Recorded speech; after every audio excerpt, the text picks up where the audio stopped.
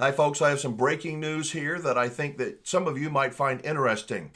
You know, for a guy who has built his brand on saving people, Marcus Lemonis sure seems to have left a lot of wreckage behind.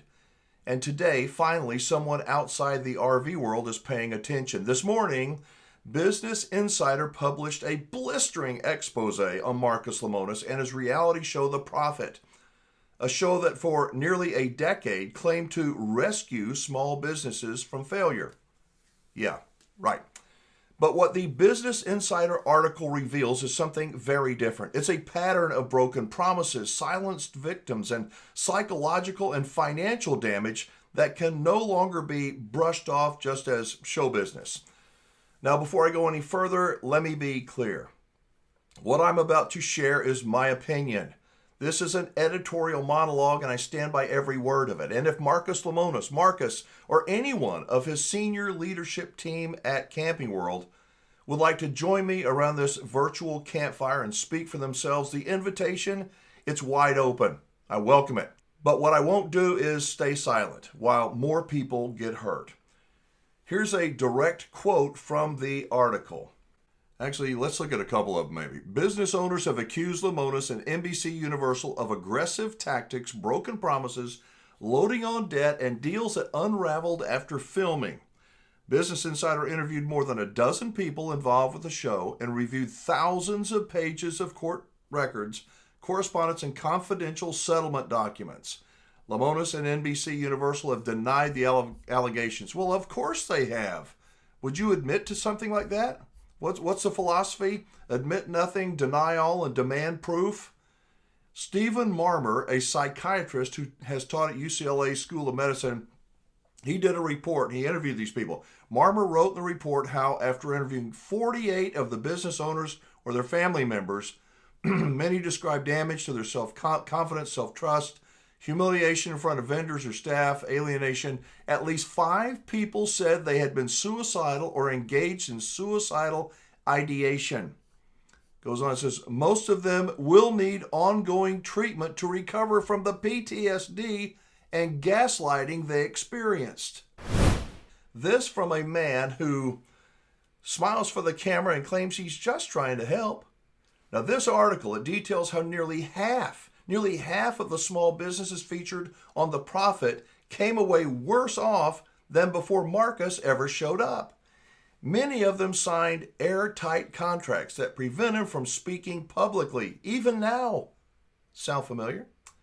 Some have spent years in court. They have. Some were financially wiped out. Some have never recovered. And this, folks, this is the same Marcus Lemonis who runs Camping World, Gander RV, Good Sam, and its growing list of RV-related companies. So let me ask you something. If this is how he treats small business owners on national television, under the watchful eye of a production crew and lawyers, what do you think happens to the average RV buyer who walks into one of his Camping World stores with a dream and a down payment? I've been telling those stories for years. I've heard from veterans and seniors and young families, old families, widows who say that they were deceived, pressured, financially trapped, and destroyed by Camping World's sales machine. And now, thanks to this Business Insider piece, the national press is finally catching a whiff of what so many of us have known. We've been shouting from the mountaintops for years. Folks, this is not just bad luck. This is not just a few unhappy people. This is a pattern. It's a pattern of behavior, a toxic one. And it starts at the top. If you haven't read the article yet, you need to. And I hope you will. You can find it right now at businessinsider.com. Put it all together, businessinsider.com, or scan the QR code you see here on the screen, or click on the link that I have posted down below. And when you do, ask yourself these questions. What kind of fallout should Marcus Lemonis face for all of this? Will this story finally get the attention of the state attorneys general across the country who are already hearing from destroyed RV buyers? Will Marcus be forced to step down, resign as CEO of Camping World?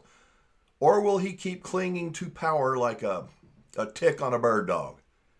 And if he does step down, do you think that he's going to walk away clean, or will he still call the shots behind the scenes? Look, this is not about TV ratings anymore. This is about ethics, accountability, and how many more people have to get hurt before someone steps in. And here's one more thing that I want your help with. Some of the folks named in this article, people like Steve Weissman, people like the Leiden brothers from Precise Graphics, and others, they have lived through this wreckage. Would you like for me to sit down with them? Would you? I mean, let them tell their story without a script or a gag order? Because I will. But I need to know if you want it. So let me know, drop a comment down below, and tell me what you think of this Business Insider story. And if you've got an experience with Camping World or Marcus Lemonis, you can email me or call the number on the screen, my voicemail line, 1330-WINGMAN. All my contact info, as well as a link to the Business Insider story, is on my resources page. And you can get there by scanning the QR code right here, right over here, or click on the link that's in the description down below. I'm telling you, I believe that this story matters, folks. I believe it's bigger than one bad deal. I believe this just may be the beginning of a new chapter in the life of Marcus Lemonis. And I believe that the curtain has finally started to lift on a man who's done a whole lot of damage to a whole lot of people while smiling all the way to the bank. Thanks for watching. Be safe, have fun, play nice, and don't leave your good manners at home.